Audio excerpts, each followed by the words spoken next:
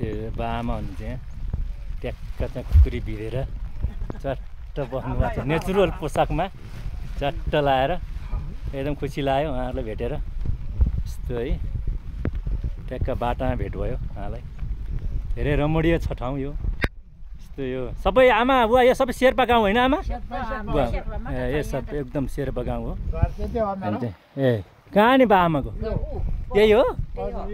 यहीँ जन्मिनु भएको हजुरहरू ए यहीँ जन्मिनु भएको छोरीले पो फोन गरी आज त दौरा पार्टी गएको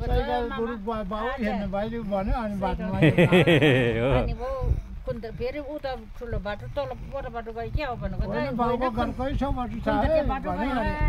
मैले मोबिलमा हेरेँ भर्खर पानी तारेको छ है भन्छ नि फेरि आएको अनि कुदेर आएर बसेको